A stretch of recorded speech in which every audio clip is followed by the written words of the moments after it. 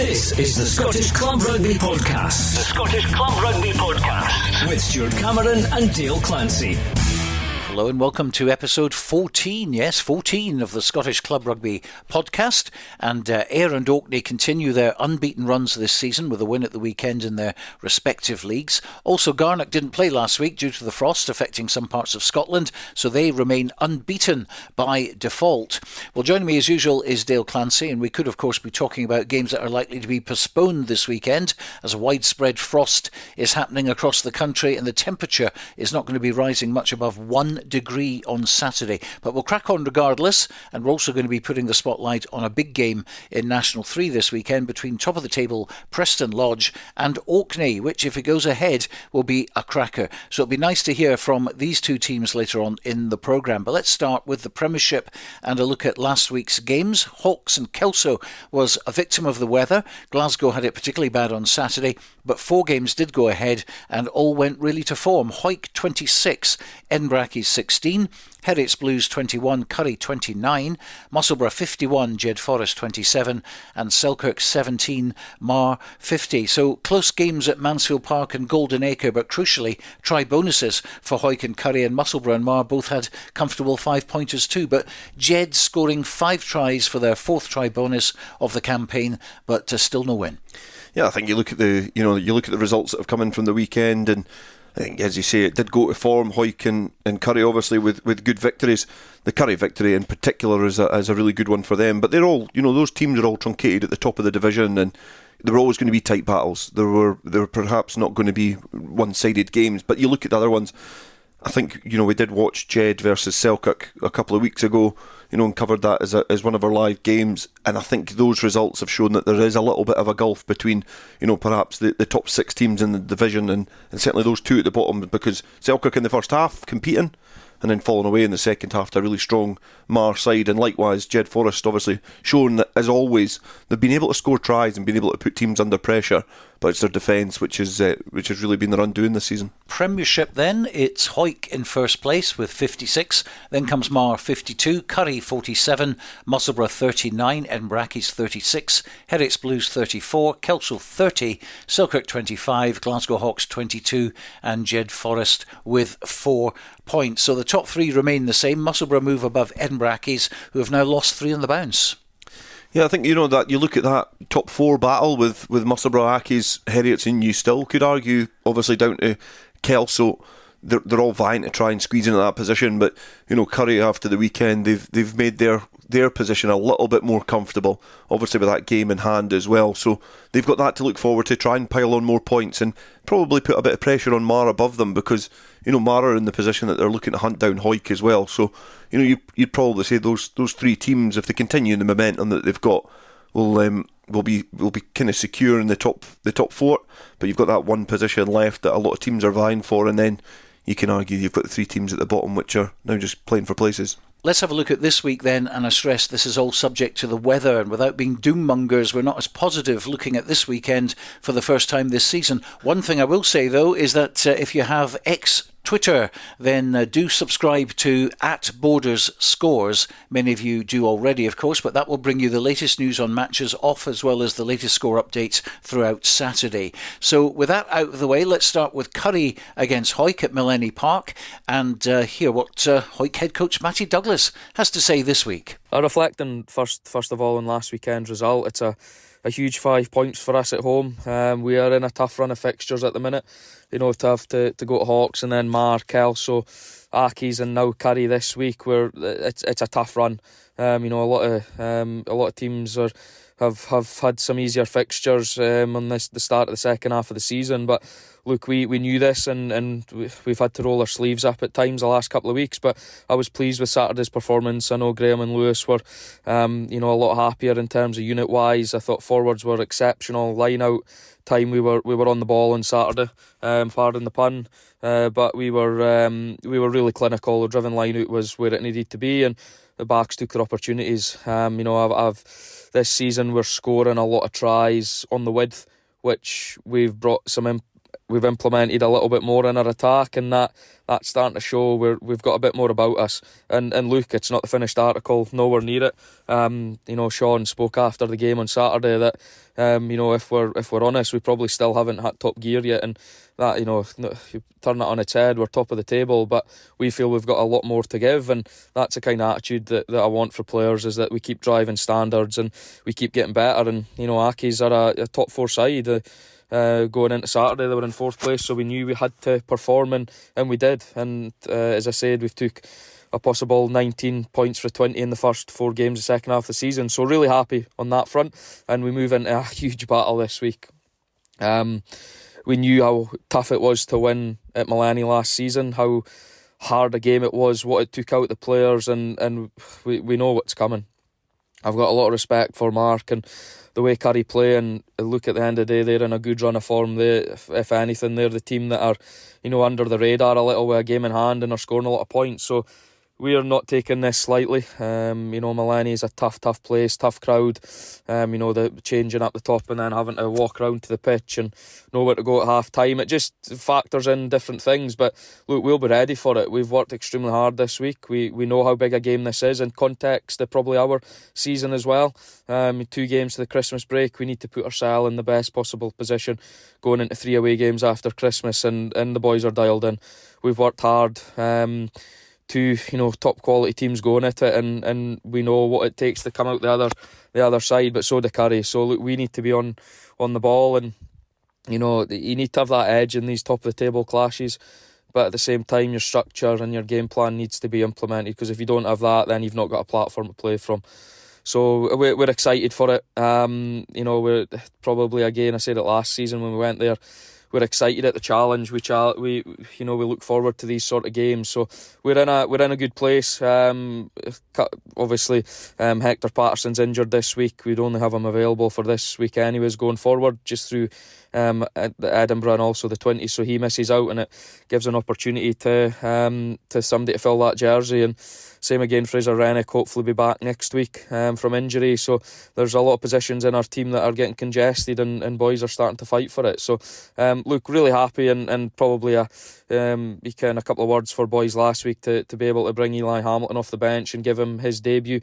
It's always great to bring players through the Hoyt youth system and give them an opportunity on Saturday, and again to Connor Sutherland making 50 appearances at the age he's at, and Lee Armstrong making 200 to follow Stuart Graham in Kirk the week before with 100 and 200 appearances for Hoyt. This is what we build our team around. So look, really happy, and congratulations to the boys, and we'll look forward to Currie on Saturday. Yeah, some impressive milestones there, and Connor Sutherland, the latest to get 50 caps. Yeah, and I think that does signal where Hawick have been over the last kind of 4, probably just before COVID, and then obviously where they are now, is that they've been pretty consistent with their players. They've trusted them as well, and a lot of those big players have stayed. Some have left and then came back, but and for different reasons as well. You look at Lee Armstrong getting 200 appearances.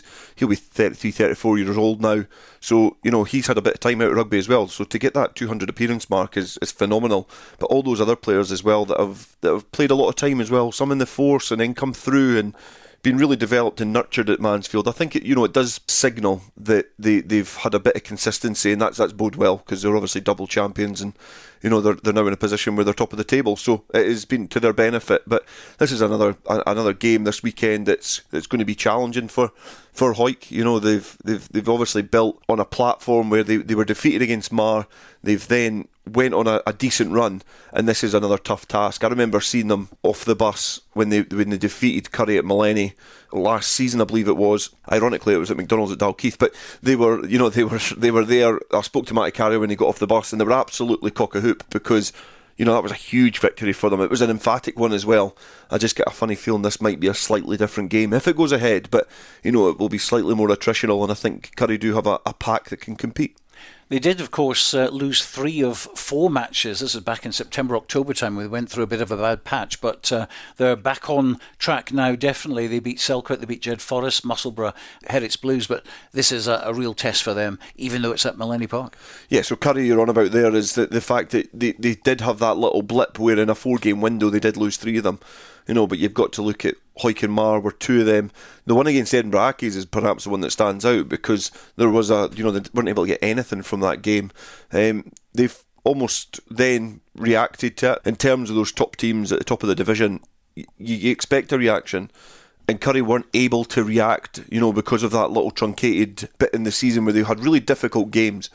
But they've then went on a bit of a run, and now they need to see that through, because a Currie win in this game completely changes that top of the table, because it makes things a little bit tighter and means that the games towards the end, when they play Marr at home later on in the season, it means it gives themselves a chance of a home playoff semi-final. A defeat here, it perhaps gives them a little bit too much work to do. There's still a lot to play in this season, but it's a bigger game for Currie than it is for Hawick. Well, we were hoping to bring you commentary of that game, but Currie have issues, unfortunately, at the moment with their Wi-Fi. So we were down on Tuesday doing a recce, and we've had to scrap that idea. Although, of course, if the game is off, maybe we can look at that later on in the season. But it is the big match in the Premiership if it goes ahead. Edinburgh Accies against Glasgow Hawks should be interesting. Accies back at Raeburn Place this week. We can hear from Hawks head coach Andy Hill. Disappointingly, for the second time this season, we were the only game in the Premiership to be called off. So it's one of these ones where we have to use the week and see the positives in it, that we've got the chance to get a few guys a rest. Ryan Howie, for example, we're in a much better place to look at starting him this week. Josh McConkey has managed to train fully last night, which is the first time in a while, and we're hoping that Stephen Leckie can manage to get through tomorrow night's training session, in which we'll see is obviously hopefully prep for Accies.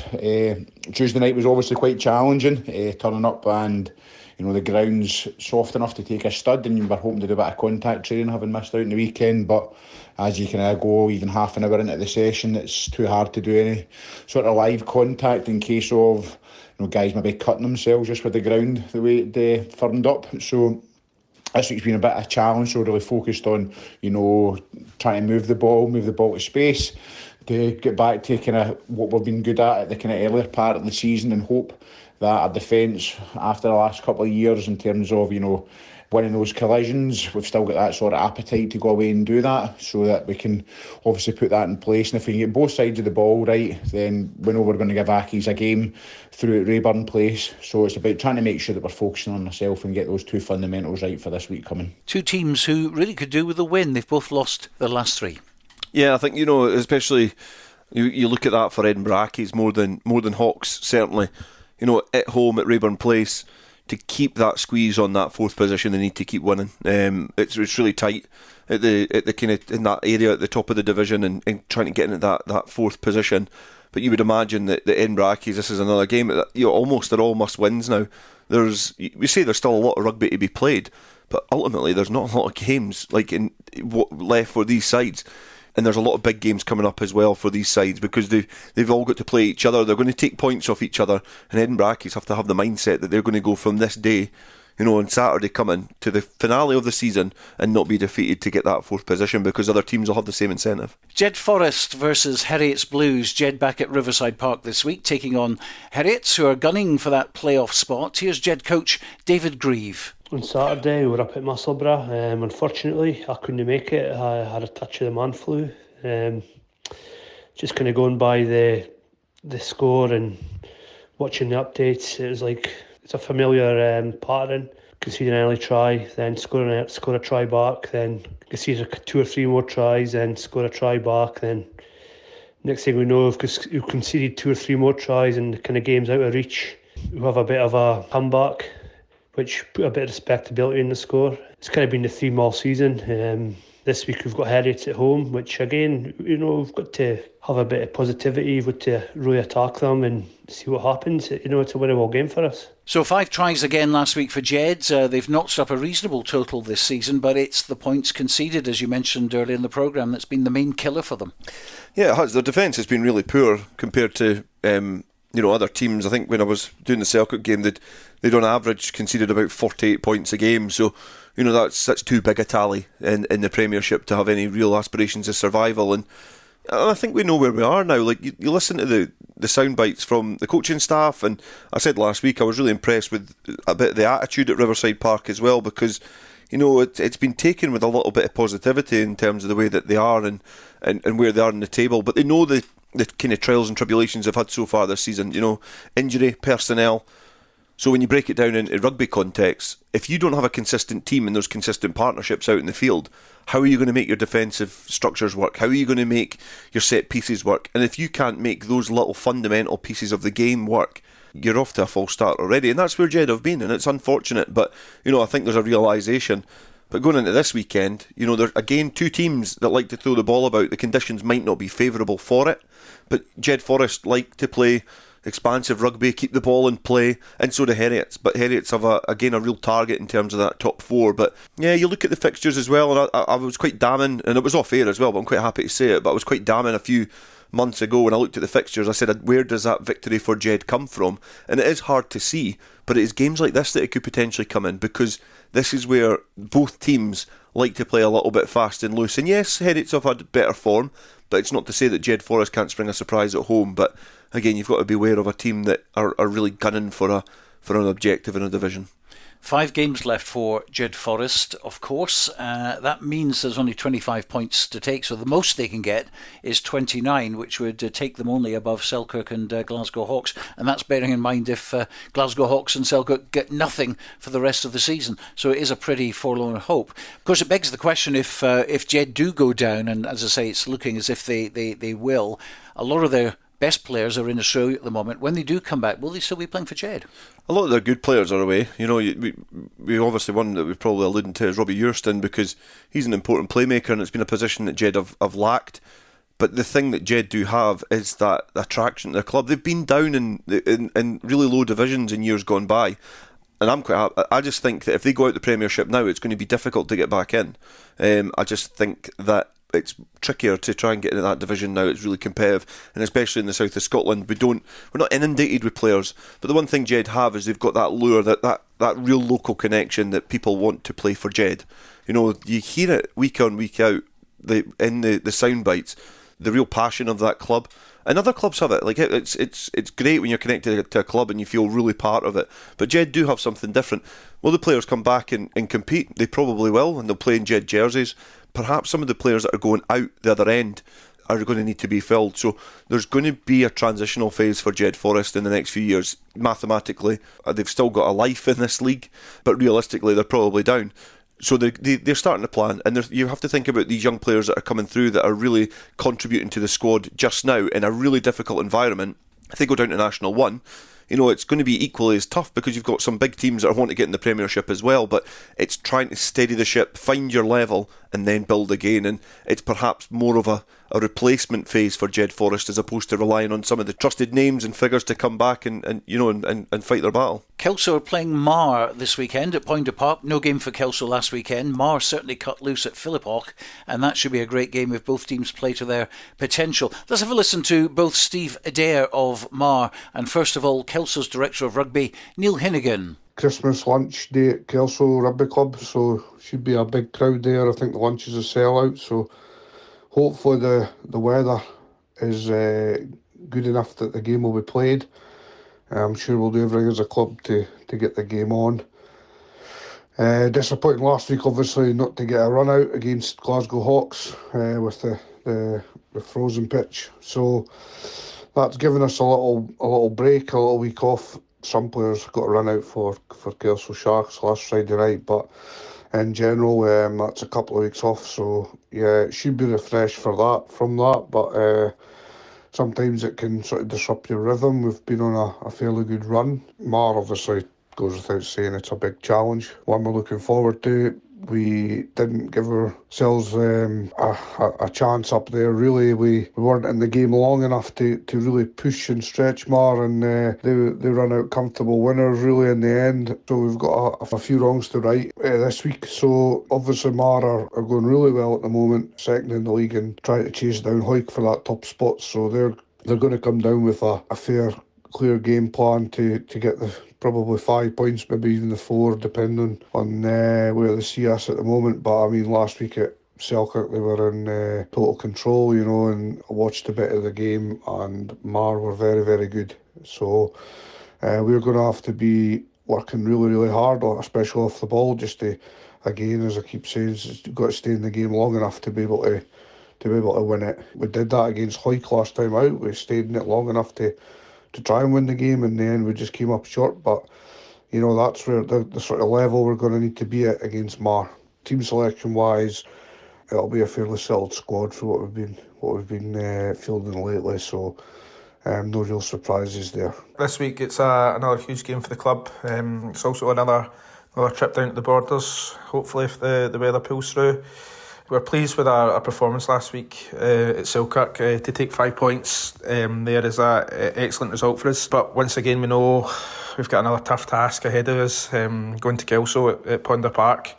We know what a strong performance they put in at home. We know that we must again execute our game plan, have the right levels of discipline, and be on it for 80 minutes. It's not going to be an easy task for us, but again, we're using that sort of mentality of pressures below us and pressures obviously to try and keep on Hawick at the top is fuel to the fire for us. But we're well aware of how much we're going to have to work to get anything out of this game against Kelso. We've adapted the squad a little bit this week, obviously for the challenge.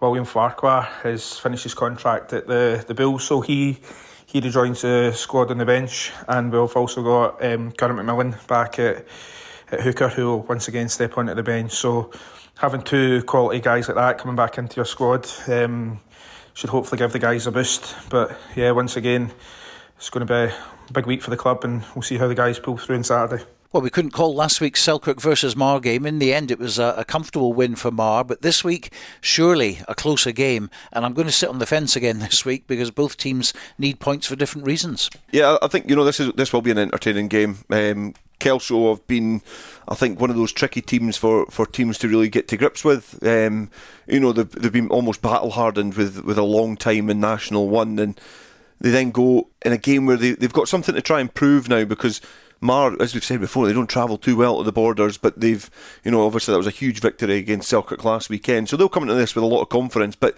again, it's that drive to make sure that they stay on the coattails of Hawick. And the one thing border teams are great at is probably making a game against another border team pretty uneventful and pretty boring and whatnot. But when it comes to playing a team out with the region, they can almost do their closest rivals some big favours, and I think that's potentially one of those games this weekend that it could go that way.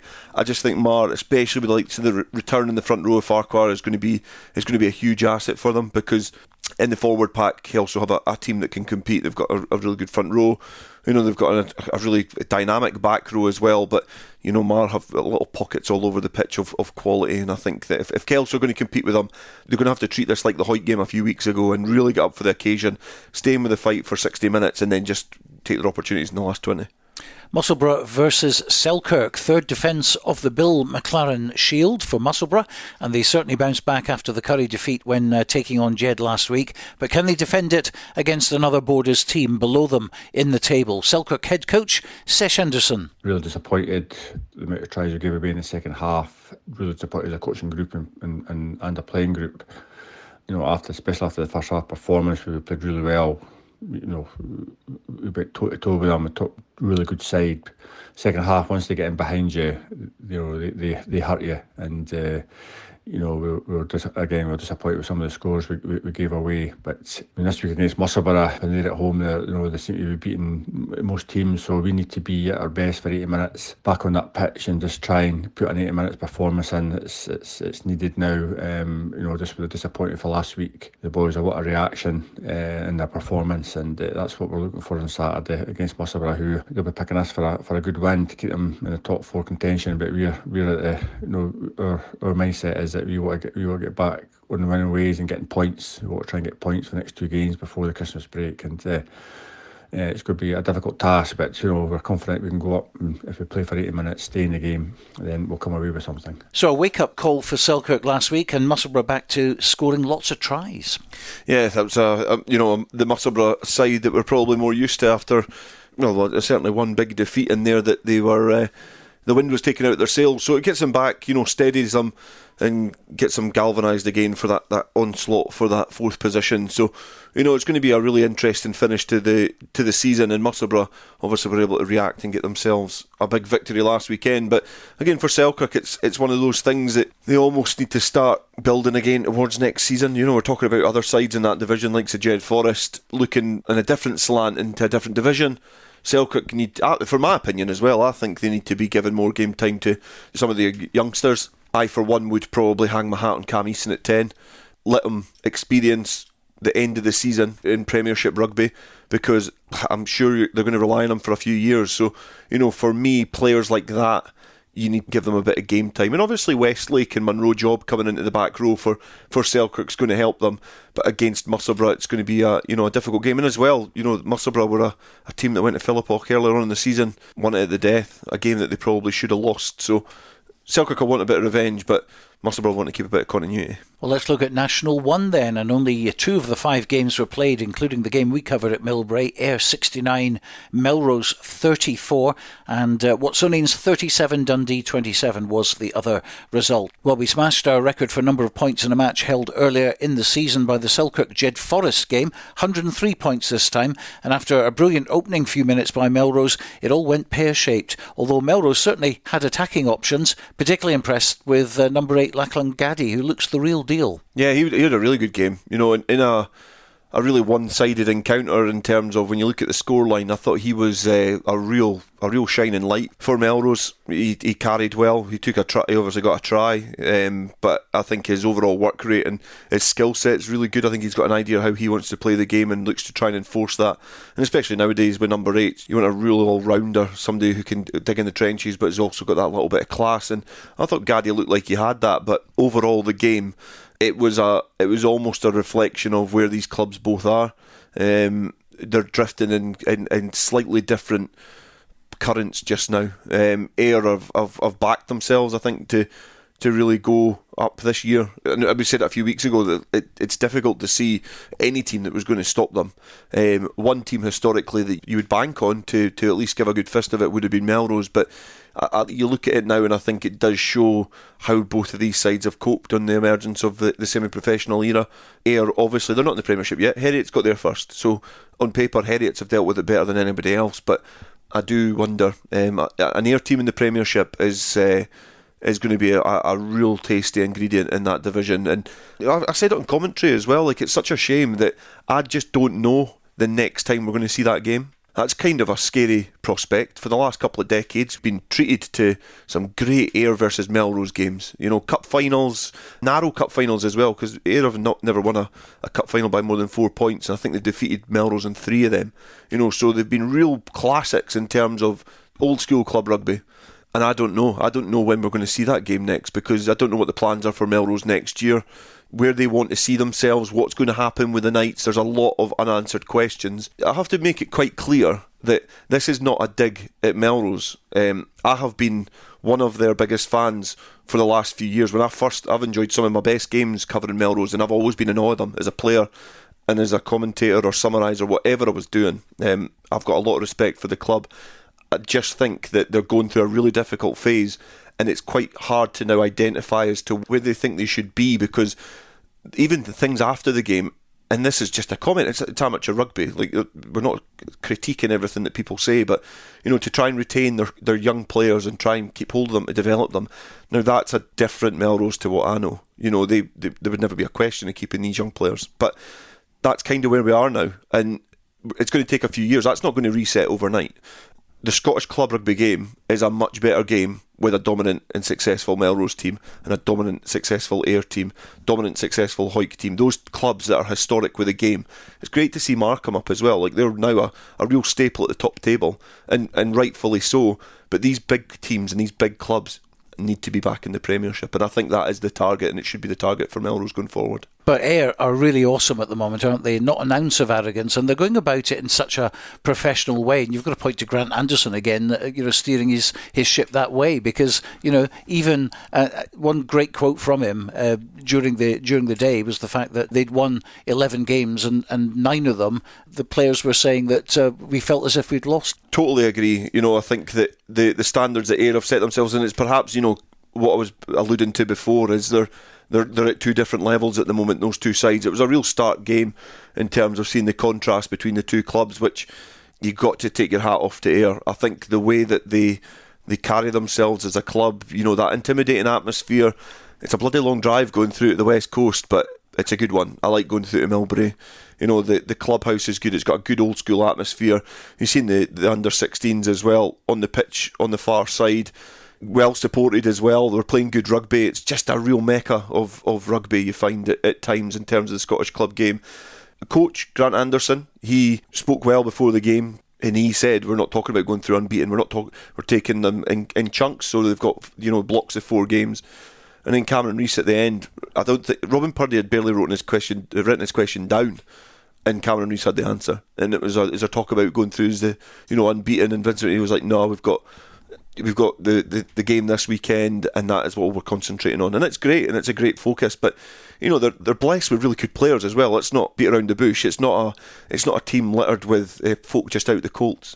Pete McCallum in the back row, Joe Stafford as well, Cameron Rees, a young player relatively, but his leadership skills are phenomenal, and Rowan Potty as well. So they've got a really lot of good players, which they know the target, they know the objective, they know the expectation, and they're living up to it so far. We'll be hearing from Grant and also Melrose point of view a little bit later on when we talk about the game which is happening on Saturday. But the other match on Saturday last was Watsonians against Dundee, and Dundee picking up a try bonus there, which won't do them any harm at all at the bottom end of the table. Watsonians, coming into a bit of form as well. Yeah, they definitely are. It's it doesn't really mean much in the context of the season, the fact that they're coming into a bit of form, but they're another team that play good rugby. They play expansive rugby, and they perhaps building that confidence at the right time to really compete in this fixture at the weekend. So the fact that they do like to play quite expansively, but they're a city team, so they've got that physicality, they've got that directness in their style of play as well.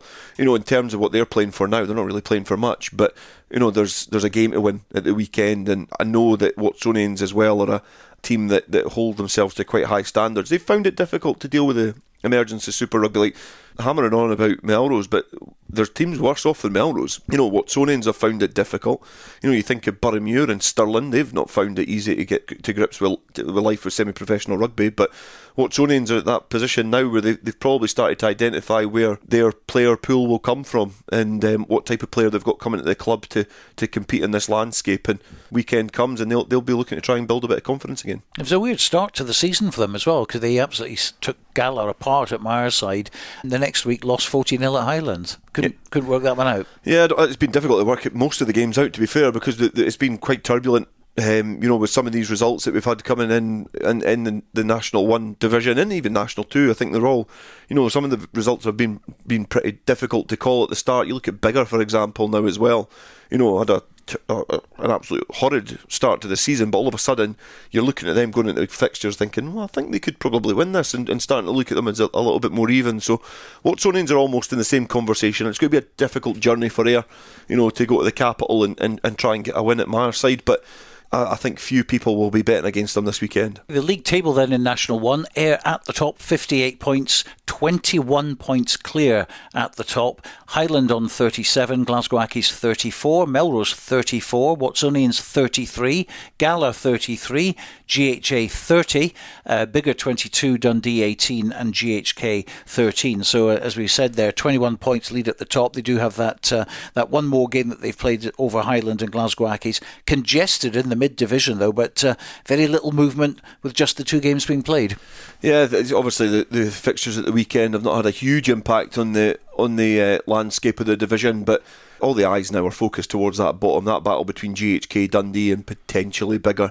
that's where my eyes are drawn to in that division. So, another big weekend coming up for those sides. Well, this Saturday's game's in National 1, Dundee v GHA to start with, and then it's a game that's always mouth-watering when you see it in print. Gala versus Melrose at Netherdale, and weather permitting, our commentary match on Rugby Radio. Now, I popped down to Netherdale on Tuesday night and spoke with Gala captain Angus Dunn before training. It's been an interesting season so far. Lost, win, lost, win, lost, win, win, win, win. Very symmetrical. So what's the next game going to be? Because this is Melrose. Yeah, so Melrose, it's it's the same with every game against Melrose. It's a massive game. I mean, we went through the start of the first half of the season and there was a lot of disappointing results, including the one against Melrose at the Greenyard. So, I mean, the second half of the season, we're kind of seeing that as, we can right some wrongs, which we have been doing.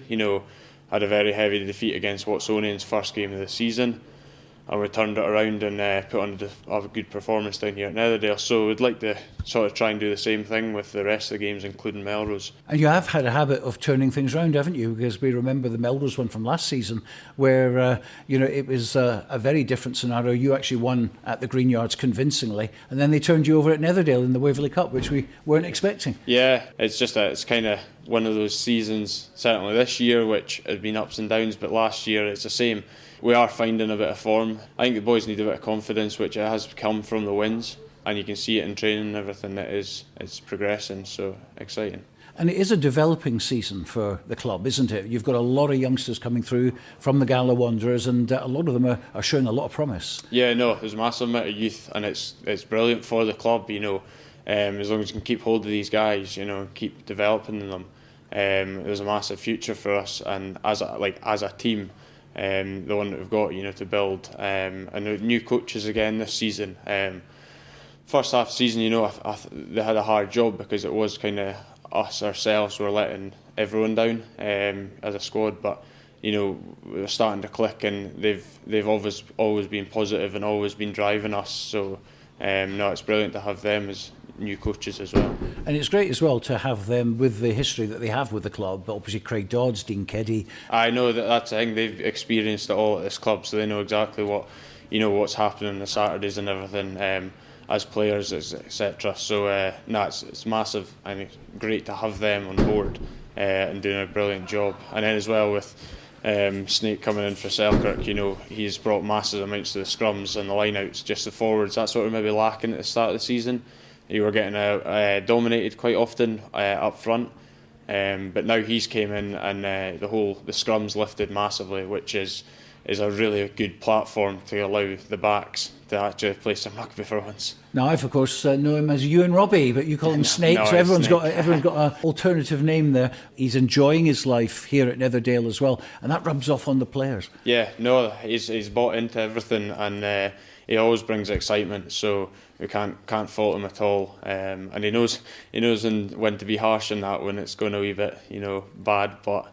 No, he's a great person to have around the club anyway. Now we're into the winter area now. Unfortunately, your game against Biggar was called off last week, which was a shame. That'll be rescheduled for early January, I believe. But the boys going out training, it's the same for everyone, of course. But these freezing cold nights, -2, -3. What's it like training in that sort of environment? That's the thing. On Saturdays, it's the same. So you just got to put up with it and get on with it.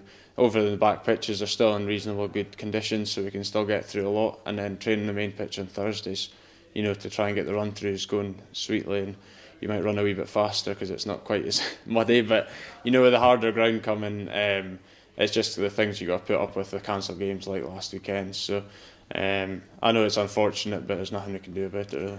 Back in the old days, a border derby used to mean about a 6-3 result and lots of drop balls, mistakes and cancelling each other out.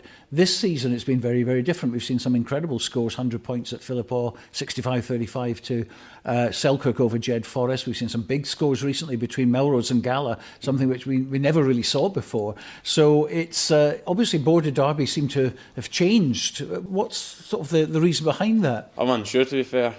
I think it's just a slightly different brand of rugby now. The gameplay's trying to get into the width and playing faster, etc. So, I mean, there's maybe not quite as many contacts or collisions as there used to be when you watch the old border derbies, but I think it's a more exciting game now.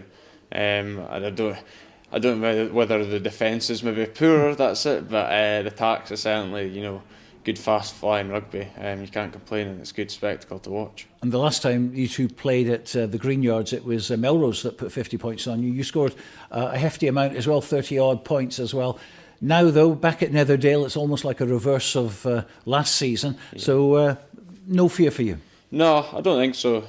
Just kind of confidence is key here, and knowing that we can do it because we did it last season. And these high scoring affairs, it does come down to a bit your defence. Your defence will win the games. So as long as we can match them up front and everything, I can't see why we can't turn the tables. Well, Christmas is just around the corner. We're into December now. You've got Melrose obviously at home. Then 3 very tough away matches. There's Ayr, of course, currently the runaway leaders, and Millbrae, as we found out last week, was a very hard place to go. Then it's Jedforest away in the Border League, and then of course it's the Waverley Cup, which is at the Green Yards this year. Melrose against Gala, traditional one. So no easy games there. No, definitely not. And away games, that was what we were struggling with. I mean, we've only won one away game this season so far up at GHA, which was a massive win because I think they hadn't been beaten there yet. But you kind of just got to go in with confidence and maybe forget where you are playing, and just pretend that you are at Netherdale, because it seems to sometimes work for us better. And targets for the rest of the season now, because obviously it's slightly different at the moment with Ayr doing so well, 12 out of 12 wins, etc., and kind of a shoe-in, really, let's be honest, for the Premiership and the promotion. Where does that leave Gala and other clubs as well? Do you have your own kind of targets? I think certainly with National 1, we're just wanting to finish as high as possible. We know it's never going to happen, obviously, promotion this season with that poor start, etc. But just try and finish as high as possible, as much pride and everything, and again get boys excited with the rugby and push on to next season, I suppose, already. And that already seems exciting, doesn't it? Next season, the prospect. No, it does. Boys are. That's the thing with Gala. We're always looking forward, seeing what's coming. And then with the Border League, I think their first Melrose game, it was the double header, so that's kind of a loss, obviously. But there's the Premiership teams, which is good for us because we get to go and challenge them and put our hand up and say, as in we are at that level. So I think with the Border League, it's exciting for us now to really challenge that and see what we can do. And it's been a big year for you as well as captain of the club, a great honour. Yeah. There's been many fantastic captains in the past, going back many, many years. How are you enjoying the playing side as a captain? Because it doesn't always work out, does it? Nah, so I got a few games last year when Liam Scott was out injured that stepped up as captain. It was a good little taster. This season, it was a wee bit different to what I thought, because you do feel a little bit more responsible. And I wasn't always the one for talking a lot on the pitch, so I do try and kind of speak up a bit more now and encourage boys in that. But it's just still a learning curve for me, to be fair. So. And there's people great characters like Lachlan Johnston. How do you control him? I don't think you can, to be fair. I think the ref's cards control him. That's the only way. But that's the thing. He's great to have because he's always speaking, and as a 9, you can't fault that. He's that typical 9 that just doesn't be quiet as such, but he's a credit. I don't know a 9 who's never kept the mouth shut. Exactly, and he's good at it, to be fair. So it's good to have people like him, and then with Liam Scott still playing, his experience is still there, and I can learn off him. So really good to be captain anyway, and learning experience, like I said. So. It hopefully only get better. And it's really nice seeing these youngsters coming through as well. And mention a couple of them that you think have obviously come up from the Gala Wanderers, who are beginning to find their feet in National 1 rugby and great prospects for the future. Name a few names. Yeah, so Richie Mitchell, obviously, he's came outstanding. Up. And he wasn't really in the first at the start of the season, and he waited and he got his chance, and he has been lightning since. You've got boys like Sam Smith, who kind of stepped up, and he was in and around the 1s at the start of the season, but he's mainly in the 2s now. But he's so much passion about him, leading boys in training and that. So boys like that are just the ones that are pushing the club on. So it's really good to have them coming through, staying at Gala and wanting to progress, wanting to make this club far better. So can't fault that. A Gala Melrose match is always worth savouring, and we look forward to another great match between the two of you this Saturday. Hopefully, yes. Angus Dunn, a young lad with his head very much screwed on, and clearly the rest of the squad enjoy playing for him. Yeah, they definitely do. I think that, Gala are a team over the last few years. They've always had really good leaders and really good rugby individuals in their club, and there's another one just coming through the conveyor belt as well. So, they're obviously starting to build towards next season. You can hear that in that conversation, obviously thinking about how exciting next year could be with the coaching team that they've got. And I think you look back at, the start of the season and probably the end of the season before, that nothing was really ever confirmed for Gala. Everything was kind of up in the air, and they've hit a little bit of a settle period now. So they're obviously looking forward towards next year, and it's great to see that they've obviously got a lot of youngsters coming up through the horizon as well, and that settlement now. They've got the coaching team, they've got an established core of players, and they've got some young players to fill in as well. So yeah, the future certainly looks bright in Etherdale. Well, 3 miles down the road is Melrose. They beat Gala earlier in the season at the Green Yards in another high-scoring game, 53-31 on that occasion. Their head coach is Ian Chisholm. There's been a lot of soul searching after Saturday. A trip up to Melbury is always going to be difficult, and this was no different. And I think if you look at how we approached the game in that first 15 minutes, we went up there with an understanding of our frailties and an understanding of how we want to play the game. And that first 15 minutes, we didn't kick the ball off the park. We moved them around side to side, and we scored a great try off first phase, something that we've been working at through the week. And then again, got some go forward through a driving maul. Struan put a beautiful crossfield kick over to Matty Bertram, who scored in the corner, and from there Struan Hutchinson kicked another one. Look, there was a little bit of poor decision making where we tapped and went where we probably should have either kicked to the corner or kicked for the posts. But look, there was still an opportunity to score off that tap and go in the 22 had we maybe just been a little bit more alert and just anticipating what might happen.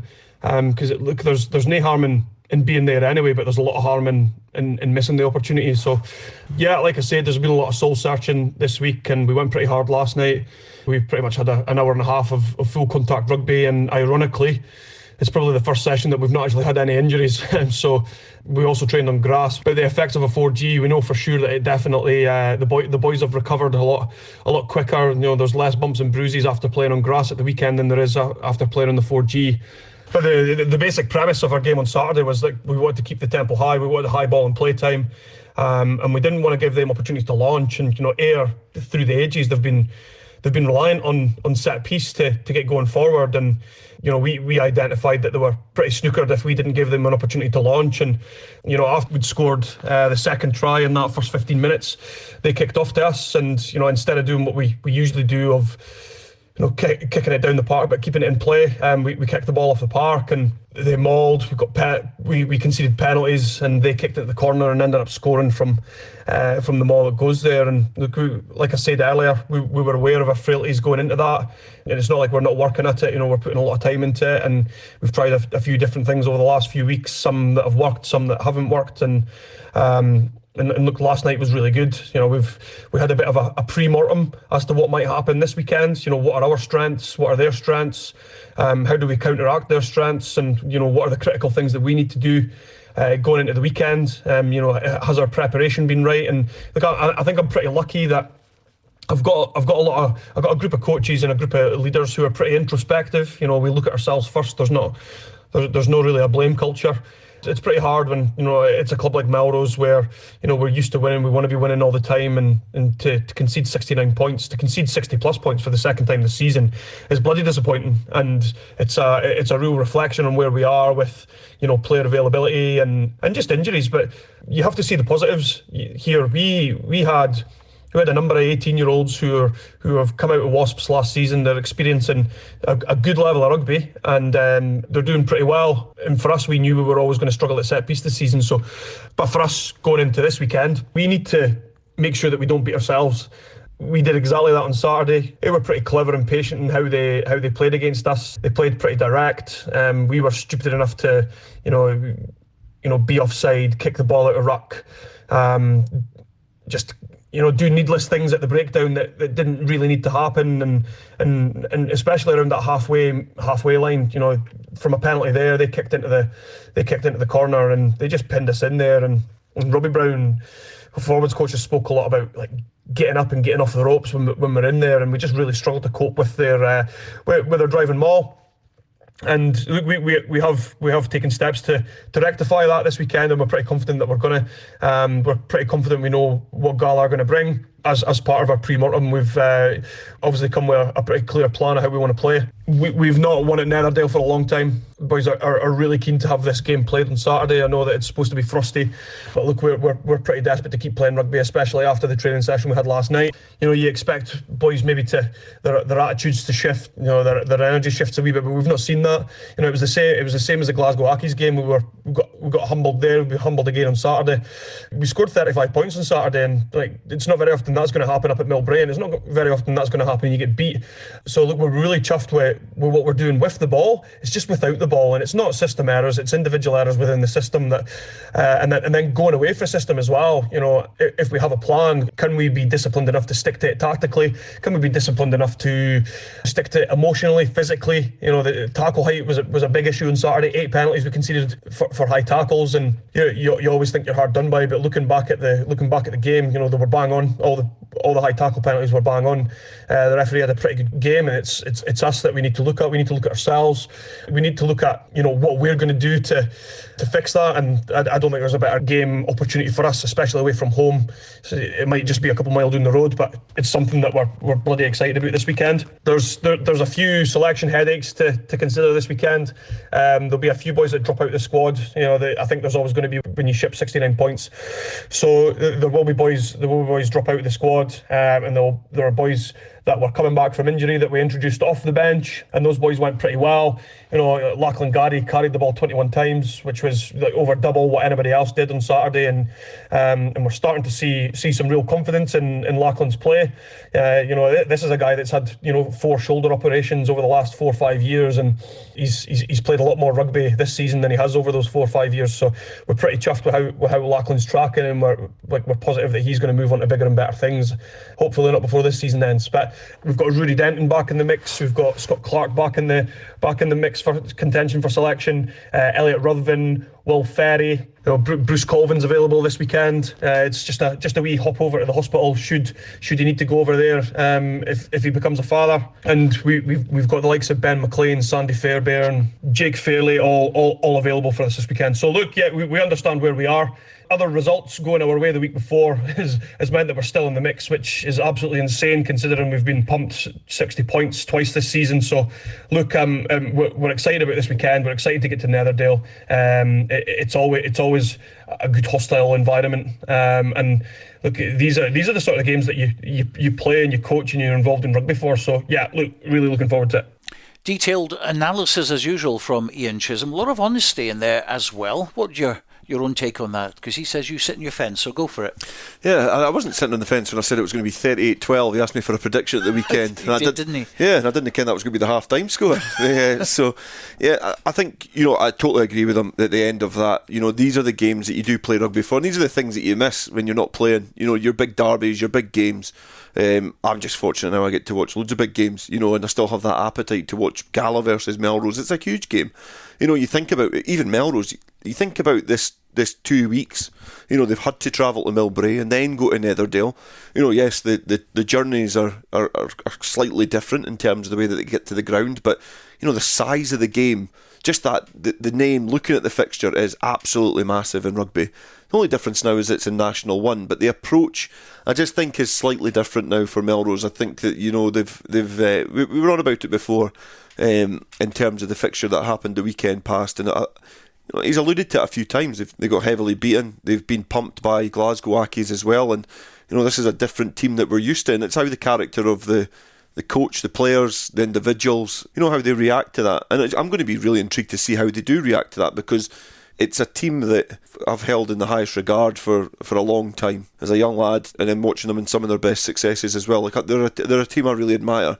I'm going to be really intrigued as to their journey over the next kind of 3-4 years, and this is one of those big games. You talk about position in the league as well. You know, Gala and Melrose, it's a big game.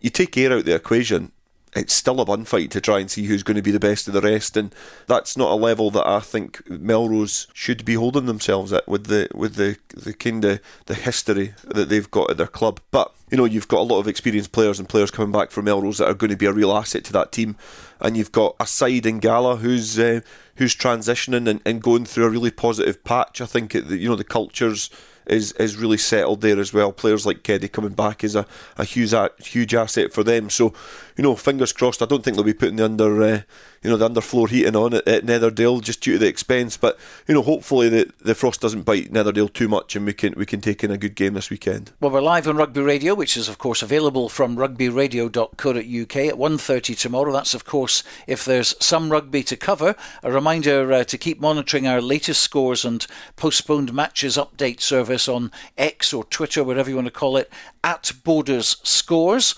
is what you need to be kept up to date on Saturday and every Saturday indeed. But hopefully we'll bring you full commentary and TV highlights on Sunday on Borders Rugby TV of that big game at Netherdale. Now, Glasgow Accies, they're at home to GHK in a derby. Highland will welcome Biggar to Canal Park, which arguably is the more intriguing of those two games. Yeah, I would tend to agree with that. I think those, the two Glasgow sides, I think we know it'll be a really tough derby for both sides. Glasgow Accies they've been pretty good in terms of this season. Some big notable victories on their way. GHK themselves are, they're desperate for any sort of points and any sort of win, and they'll probably be looking at that fixture between Highland and Biggar as well, because they'll be hoping for a Highland win that will keep Biggar in that relegation fight. I just think that perhaps now, if the wheels come off for Highland, are they going to be the beast that they were for the first half of the season? Because Biggar are slightly different now, and perhaps even having that week off, that week rest will allow them to keep that squad nice and fresh and keep that momentum going. So yeah, I totally agree. Up at Canal Park, that's going to be another big game, and I think I remember last year there was a bit of a ding dong, because I think I saw footage of a certain Mr. Craig Borthwick getting a punch in the face. So he'll be hoping for no repeat this time. The other National 1 game tomorrow is Watsonians versus Ayr at Marrside, and here's Ayr head coach Grant Anderson. I was really pleased with large parts of Saturday, to put over 100 points on a Melrose team, home and away, over the season is not an easy task at all. It's actually something that I've never probably done before as well. I think that was a record score for us against Melrose. So I was really, really pleased with that. I was pleased for the group as well, because we started really poorly. But I was pleased that we were able to show the kind of mentality and resilience that we're going to need moving forward towards the end of the season, and what I'm trying to develop, the kind of culture within the team and the culture within the club. We have to be resilient, especially when we're put under pressure. So there was large parts of the game that I was really happy with. Our attack at times was really, really potent. Our maul was outstanding. I thought our scrum was really solid as well. We had individual performances. Caleb Ray, again, I've mentioned to you, he's on a really good run of form. I was really pleased with his ball carries round the pitch. We had 3 of our forwards in double figures for our tackle count, with very few, if not none, missed. So that was really, really pleasing. Joe Stafford, again, another standout, all over the pitch, turnovers, carries, kick-off receipt. He's really, really doing well for us at the moment. And I think Cam spoke to you at the end of the game. I'm really pleased. We're kind of breeding leaders at the moment.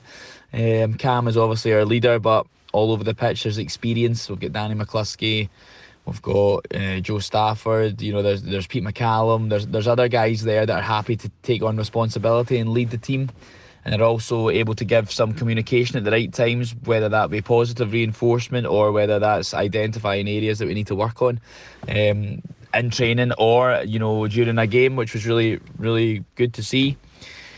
Anyone who thought that I was going to be, patting boys in the back and watching the tries last night was sadly mistaken. I think I went through the positives in about 30 seconds, and then we, as a group, watched the first 11 minutes of that game, where Melrose, posed us really difficult questions that we've probably not been asked this season with the depth that they used against us. So that was a learning opportunity for us. And I was pleased that happened.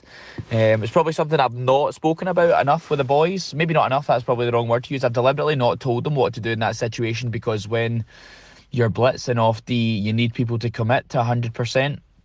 So you go the full way or you don't go at all. So that was really good learning opportunity, and we spoke through that and we kind of simulated that in training what to do. And I think actually off one of Melrose's lineouts, their 10 was 10 metres back from the line out, and then the person receiving the pass from 10 was a further 8 metres back, we worked out roughly. So they're taking the ball 18 metres behind the gain line, which obviously negates the blitz, but we just need to learn how to manage that. And I was really happy after those first 11 minutes, we made some kind of tactical adjustments, and that really helped. But we went through those first 11 minutes with a fine-tooth comb, asked ourselves some really honest questions, got some really honest answers, which I was really pleased with.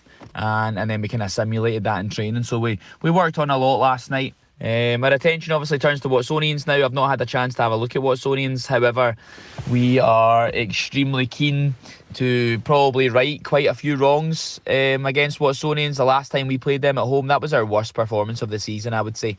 From our point of view, we were missing some players, but collectively as a group we were poor that day.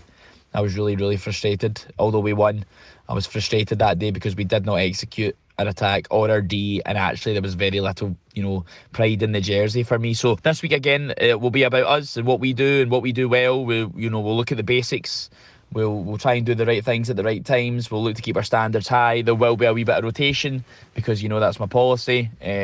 People fronting up at training last night and doing well. So we'll take that game as it comes, and we'll look forward to a game on Saturday. Grant Anderson. Now, Watsonians have won their last 3 games, including a very good win at Glasgow Hawks. They've also beaten Highland as well, which was a bit of a surprise. But can they turn over the league leaders? No, I don't think so. I'm ever so conscious not to sit in the fence now, thanks to Ian Chisholm. But I would say that they're definitely going to this as favourites, and a few people would argue that Watsonians are favourites for this game, and they're going to win. I think Watsonians are definitely going through, as I mentioned before, they're going through a better period now.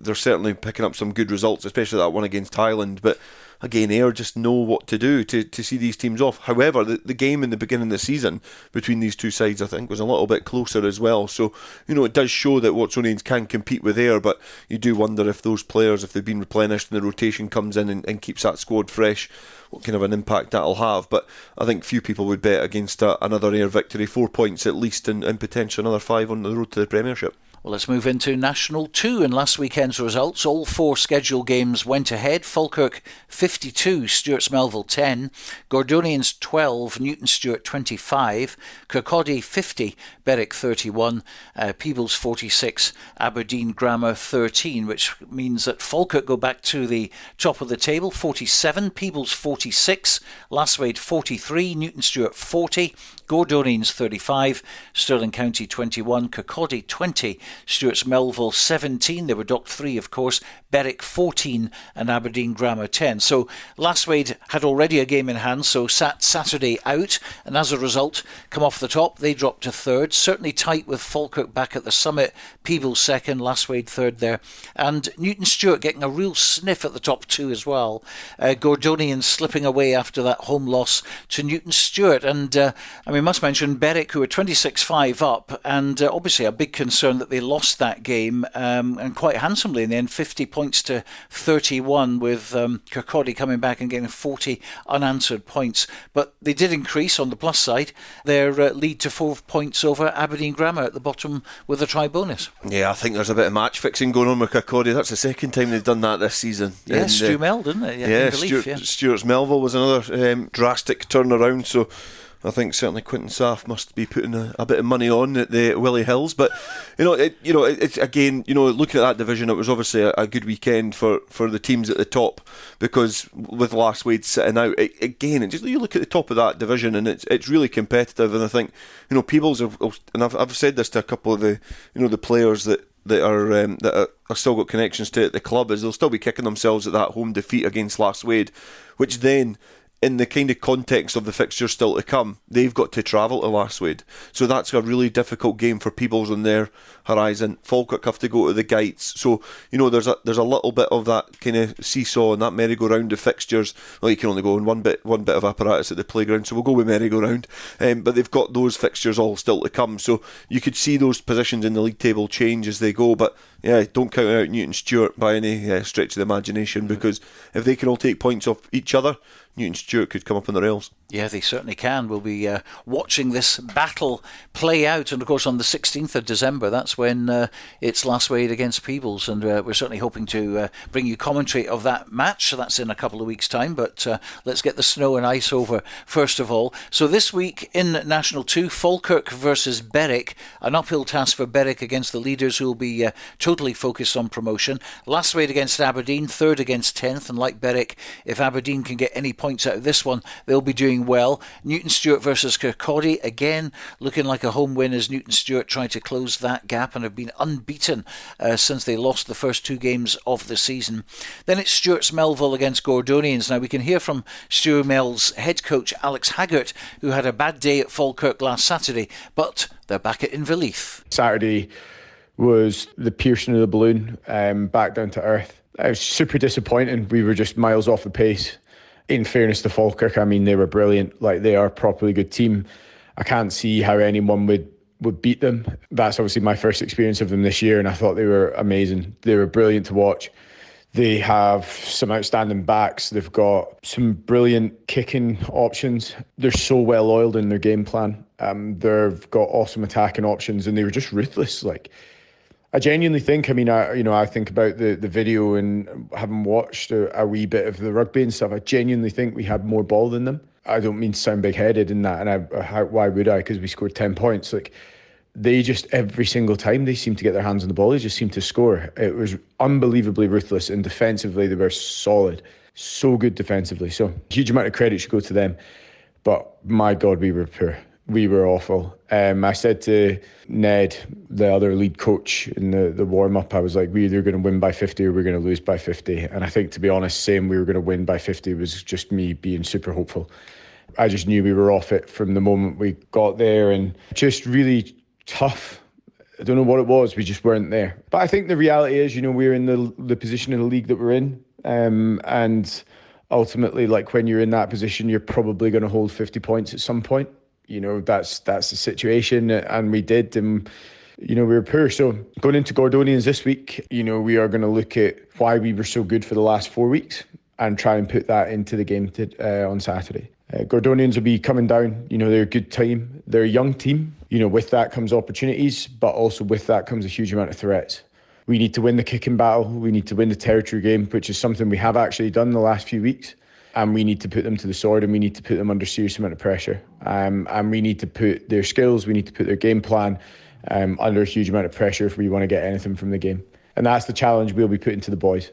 We'll be saying that to them, and they'll be under no illusions about the situation that they face. I think, to be honest with you, so long as we get a big reaction from last week, I'll be pretty happy, because that was poor. I think that was one of the more disappointing days of coaching the club. Alex Haggart, and we've heard this before though, haven't we? I mean, I always think back to Kelso and Musselburgh, teams not getting off the bus every week. A team doesn't get off the bus. You've been on a few buses in your time. I've not got off a few, no. Absolutely, though. That's another podcast for another time. But how does that kind of work? Because, I mean, we know there's lots of long journeys, if you're going up to Aberdeen, for instance, for a lot of the teams in National 2, getting in the right frame of mind during that 3-4 hour journey. It's difficult because it depends on the context of the game, and sometimes you've never travelled to that place, and unfamiliar surroundings can sometimes give you a little bit of the jitters as well. But if you're travelling for 2.5-3 hours with a group of men and you're having a laugh, chances are you're not going to be in the right frame of mind when you get up there. You could be a little bit too relaxed. It could almost be a little bit too serious as well. It's difficult to strike the balance when you're travelling to these places. It's to try and get there in plenty of time, make sure that you've got, like, you're comfortable, and you try and make it as familiar as possible when you're at the ground. It doesn't always happen, but as well, it's not sometimes just a matter of getting off the bus. It's sometimes just the realisation that the other team are far superior to you. And from Alex's, chat there, he sounds like most of that is the fact that he was in awe of Falkirk for most of it. And when I was listening to the first bit, when he said they were really, really impressive, they were brilliant, I was having a conversation with a couple other people involved in clubs in this division, and all the talks about the backs as well. You're talking about they're ruthless. As soon as they get the ball, they were kicking well, and they have kicking options, and they were accurate. Their backs are really good, and that it's sometimes in this division that if you've got backs that are pretty sharp and pretty electric, they're going to cut teams open. It's in those tighter games when they go up front, when they play teams with big packs, when they play teams like Kirkcaldy, that sometimes where there's those clash of styles. So it's not always just a matter of getting off the bus. But yeah, I've been on a few buses, and sometimes I'm still to get off some of them, I think. But sometimes your frame of mind's just not always there, and it's the will to be there. And it's not just the individual. We talked about this before, but it's the frame of mind from the coaching staff. It's the frame of mind from the player next to you as well. It just takes one detachment, and the whole thing comes out. So it is difficult to go. That's why you get home advantage. It's difficult to go away from home. Yeah, and Stumel are pretty solid at home. They have to say that. Gordonians, it's kind of like last chance saloon for them to chase the pack, isn't it? If they don't win this week, I think that's about it. Yeah, but they've acclimatised to this division pretty well, and I think you're right that if they don't win this weekend, then they'll probably start having an eye towards next year as well. But really, in the context of things, that's probably progress. It's a fruitful year that they've been in a promotion hunt for part of it. Inverleith is another daunting environment for sides to go to because of the history of that stadium. It's a big stadium to play at. In terms of the ground. Very seldom filled. Well, at the weekend there, actually, it was Merky versus Stumel, and you seen the crowd in the stand. It was phenomenal, for a school game.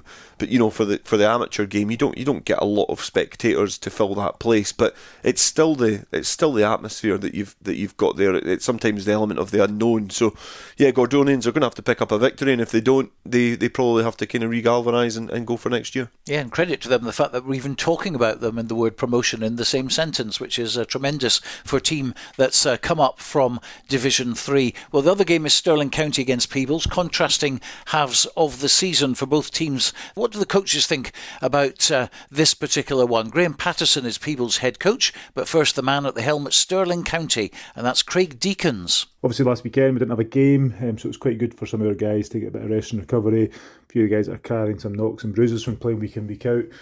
We've regrouped well this week. We've a good start to training. I think we're hopefully nearly have everyone available that we need for this weekend. We're a wee bit frustrated after we played Peebles beginning the season down there. One of them games that we could have and should have come away with a bit more than what we did.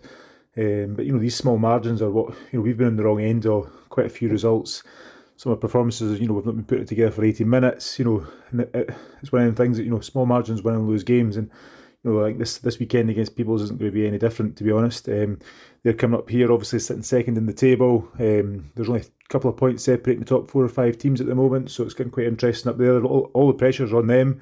However, I'm asking for a big performance from our players. I'm wanting an 80-minute performance as well, because switching off or not turning up for the first half of a game or dropping off in the second half against any team in this league's proven too costly. So this weekend at Bradshaw, we're certainly going to be pushing Peebles as much as we can. With regards to selection for this weekend, I think we've pretty much got everyone that we need available.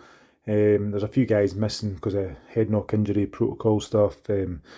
One of our front row boys, he's playing with under 18s in the Cup this weekend against West of Scotland, but again, he's one of our youth products, which, it's really good when we get these boys coming in and performing really well, giving them a bit of time and experience with the seniors, so he's going back down to play 18s in the Cup. But I think we're looking at a fairly settled team for this weekend, so it should be a really competitive match.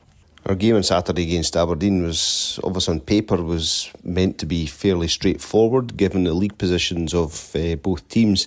However, it certainly didn't pan out that way in the first sort of 20, 30 minutes or so of the game. Aberdeen certainly came at us. But what we did do was we soaked up a lot of that pressure effectively. We were excellent at defence. Our cleanliness around the ruck, not allowing any penalties, gave the players some clear messages about cleaning up that area, being disciplined, not competing when it really wasn't on, and fair play to the guys, they listened to those messages and executed that pretty well, and just really put the pressure on through connections and line speed, and completion of tackles rather than competing at the breakdown, and that drew dividends for us in terms of frustrating them and not giving them anything to work towards. And after that sort of initial period, we really did grow into the game. We got a grip of the sort of phase play. Our kicking game was pretty good, led by Ross Wolfenden at 10, again having a good game in terms of his kicking strategies, aligned with some pretty good chases as well, from himself and also from his teammates. But backfield coverage as well was pretty good in terms of that kick return from them, and it was able to give us some good outcomes in the kicking battles. What really did see us is we got that foothold in the game in that second quarter, got ourselves in front, but really it was that third quarter of the game that we excelled in, and really put the sort of foot in the neck, if you like, and killed off the game as a contest, scoring, I think it was 3, possibly even 4 tries in that third quarter, to really kill Aberdeen's challenge off in there. They started falling off a wee bit more of the tackles due to our power and pace and attack.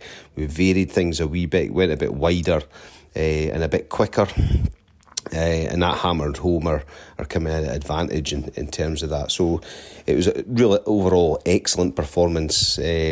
Some standouts there. Murdo Anderson, returning captain, had a really good leader's game. His kick-off receptions were outstanding. They kept kicking to him and he kept returning it really, really well. So he was a great leader for us on the park, leading by example.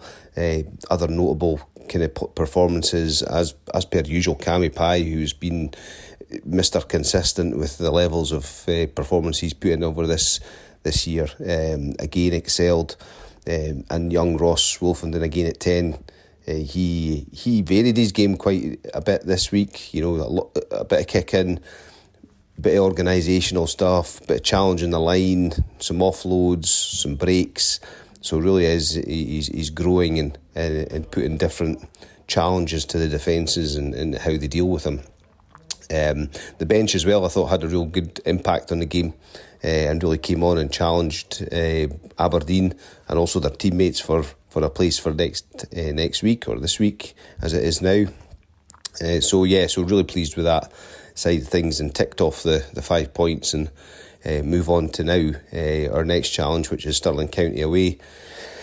Now, we won that game at home in the reverse fixture 28-15. It was a very close game for a long period in that match, and they posed some decent threats to us. We cancelled each other out, really, as I recall, and looking back at the video, in that first sort of 30 minutes, almost first half, and then we really seemed to sort of get our foothold in the game and play a bit more rugby and stretch away in the end.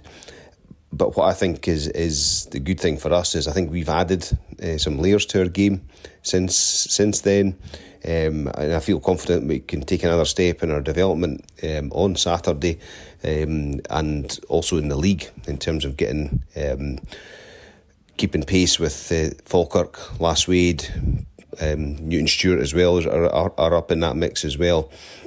So yeah, it's about targeting these games and making sure that we just take it one step at a time, and preparing for that game rather than looking too far ahead. But so just looking at that area of mentality for us is key, and not getting too far ahead of ourselves. In terms of squad, we'll welcome a few boys back. Matty Carrier, a big influence obviously for us up front, and overall as a squad as well, in terms of his leadership and the way he can conducts himself and helps others around him. He's back after being away last week.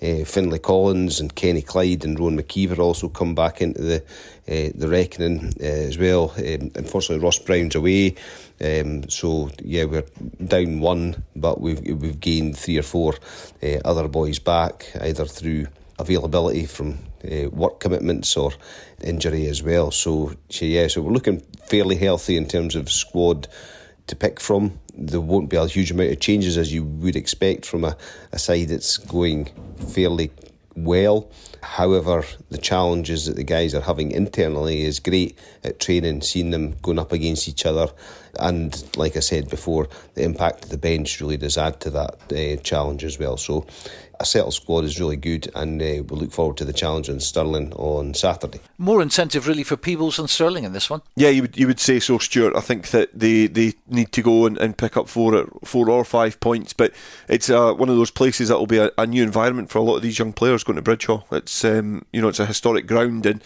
Stirling County, Stirling Wolves, whatever kind of brand you want to put on them, are a well organised club, and they'll be wanting to come out and make a real show of themselves as well in terms of trying to pick up a victory at home and upset the party. You do feel a loss here for Peebles will mean that they've then got to go on a real unbeaten run for the rest of the season and beat their nearest rivals, not just one of them but certainly both of them, and you can include Newton Stewart, all three of them. They would then have to defeat them all on the way to try and get promotion, so a lot of big games coming up, but this weekend is a huge hurdle as well for Peebles. Well, there was no National 3 games last week as it was a standby date, but they're all back this week subject to the icy conditions, and there's no doubt what the game of the day is in that division. Table toppers Preston Lodge versus Orkney, who are still unbeaten. Well, this one's being played at Pennypit, so Preston Lodge hoping to reverse the result from earlier in the season when they went up to Orkney, lost by a single point. We caught up with both teams to get a perspective on this one, and let's start by hearing from head coach at Preston Lodge, Mark Steedman. We went to Orkney early in the season and got beat by a point in the last play of the game, so we know how good a side Orkney are, how impressive they are and what they do with their travelling, and how tight a squad they are for the amount of work that they probably need to put in and the commitment that they put in. So we totally respect what they're bringing to the playing field on Saturday. But for us, going back to last season, our commitment wasn't good enough from a playing and coaching perspective, certainly myself. So our ethos this season has been to just put everything in place, work harder on our values and keep driving on within our gym work and our game awareness, which is really come to the fore this weekend. And in this season, our commitment is absolutely tremendous this season from players, coaches and club members. We want to get back into the league where we think we belong, and our goals is nothing but winning the league and building on performance each week. I think when last season we started to look at scoreboards a lot during the game and not focusing on our performance. But this season we've totally changed things about and working on performance week to week and knowing that if we do something wrong, not to try and back it up with a double negative and make sure that we rectify things quickly. So going on to this weekend, yeah, it's huge for the club, but we're not building it up to be something that's do all and die all. It's to make sure that we perform and we keep moving forward as a unit. PL main man Mark Steedman there, and we'll talk about that game in a moment, but I have to say thanks to George Brown, aka Rohalian, who does a great job covering rugby and all sports in Orkney, and he arranged to speak to President of Orkney Rugby Club, Gary Coulthard, for us, so let's hear what he has to say. Pre-season we've tried to change the way we play slightly, maybe do a more expansive game. Last season we were in a dogfight to avoid relegation, so we're just chuffed to actually be in National 3 at the start of the season. As the season's progressed, we keep on winning, the numbers at trainings increase, the intensity of the games develop, and now we've got our sights firmly set on promotion. PL are just the next team in the way of that, and it's going to be a tremendous game down there with two teams sitting basically top of the league, us undefeated and them ahead on points with a game in hand. We've got a very strong squad heading down and they're all keen to keep our run going, hopefully make it 11 out of 11, but it's going to be very tough at Pennypit in front of the home crowd. The coaches, that's Willie Thompson, Scott Rendell, Chris Guthrie and Alan Brown, they've been looking at some video footage, looking to see how we can break the PL defence. In Orkney, when they were up here, we beat them in the last minute of the game, very close, so they'll be wanting revenge for that, but we still intend to keep our run going. We have got a very strong forward pack this week. The backs are looking good too, so it should be a very exciting game. Well, nice to be able to dip into the lower divisions from time to time, especially when there's a big match like that taking place. Sam Matthews due to go down there and cover it for us on Saturday. And here's the tale of the tape, because Preston Lodge played 11, won 10, plus 330 in the points difference. 8 try bonuses, 1 losing bonus, 49 points. Orkney played 10, won 10, plus 112 in the points difference. 6 try bonuses and 46 points. So this one is going to be close, there's no doubt about that. And Orkney have had some close runs this season, but still not lost. Yeah, I think you're obviously saying about the tail of the tape there, and Preston Lodge have had really, really big victories on their way, to only being defeated once. They've got some really good victories on that road, a lot of big ones, but Orkney have been able to get over the line, and I think that has been a testament to the way that their seasons went. A narrow victory against Boroughmuir away from home, a narrow victory against Howe of Fife away from home, a narrow victory against PL at home. Now this is going to be one of the biggest games that Orkney are going to play. If they win this, they're in the driving seat, and they're in the driving seat to go up to the next division.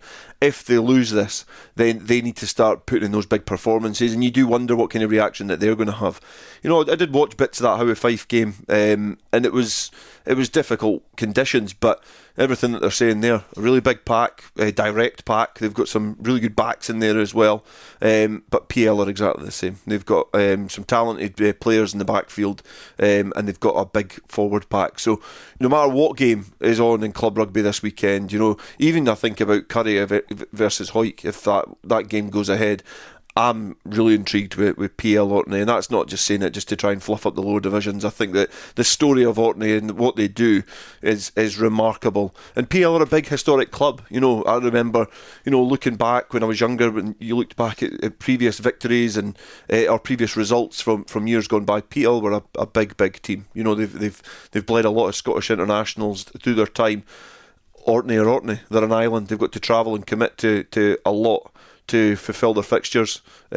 So this game for me is the game of the weekend. Yeah, a lot of commitment, as you mentioned there, and of course, if they get promotion into National League 2, I mean, what a message that sends out. Yeah, and it's probably the first time, if they do get promoted to Nat 2, it's probably the first time that I'm hoping that Peebles don't get promoted. No, because it's going to be a great story if they do. Right, we've got lots of rugby still to play, and we've got the game at the weekend, but if they're able to climb the ranks and go into National 2, it's another great step for them as a club. We go on about rugby in the south of Scotland. Like, I think people know now where we're based. We're in the south of Scotland. We're not inundated with rugby players, but we've got a really rich rugby heritage. If anything, it's almost like the beating heart of rugby for Scotland for a long time. But it's hard to try and convince young individuals and young guys and girls to play rugby nowadays. Get them out in a field, and it's a winter sport as well, which is the worst of it. To get them out on cold, dark nights to play rugby, pull on a jersey, play. It's one of the best things you can do. But to try and convince somebody to do that is a different story. Now imagine doing that with a small pool of players on an island. To be able to bring that amount of players round at a certain level and have them fighting for promotion, it must be a great feeling at that club at the moment. Well, we must mention Rohallian again, because he provided the name of that Orkney player that you were struggling to remember last week. Yeah, Willie Thompson, who you mentioned. You did enlighten me midweek, but yeah, he played at Watsonians, and he was a really good player. I remember him being instrumental in that winning 7th side at Melrose a few years ago. Before it kind of changed slightly, it was the last club team really to win it. So he's a big figure at Orkney. A lot of good players. I remember when I went up there, although we had a good sevens team at the time, so did Orkney. Had a lot of really good individuals. We were just blessed. We'd robbed a couple of ex-Melrose players, Callum Anderson, Scott McCormick. They were pulling the strings. So it was a great club, a great club, and a great story. And Preston Lodge, no mugs at all, and we covered the game against Berwick at the end of the season when the winner stayed in National 2 and the loser dropped to National 3, another great club, and you have to say they both deserve to be promoted, but only one can go up. The reaction from PL from their defeat against Orkney has been impressive. Orkney, as we say, they've been able to squeeze out victories, and this is going to be a real test of character for them, but you do get a feeling coming out of clubs. We're not able to go in every 50 club, and I don't have the knowledge of all the 50 clubs in National Rugby, but following them on social media, you know when things are going well, and PL are a team which are kind of oozing that confidence and that feel-good factor at that club at the moment, and that comes with victories, and that comes with an anticipation of something big happening.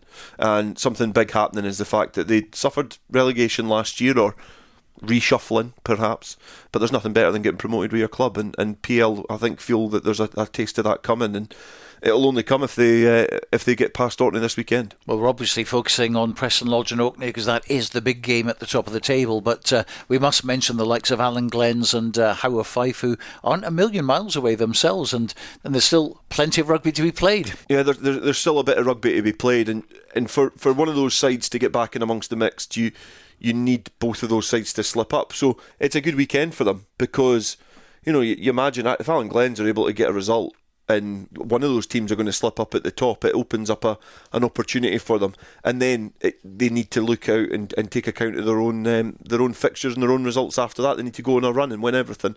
We're at that stage of the season now. It's mental to think that, but we're at that stage of the season now where they're starting to see the finishing line, and they're starting to see what they need to do in this short section of the season, and teams now have to start going on runs if they want to get promoted. Well, Allen Glens are actually playing Hawick Fife on Saturday.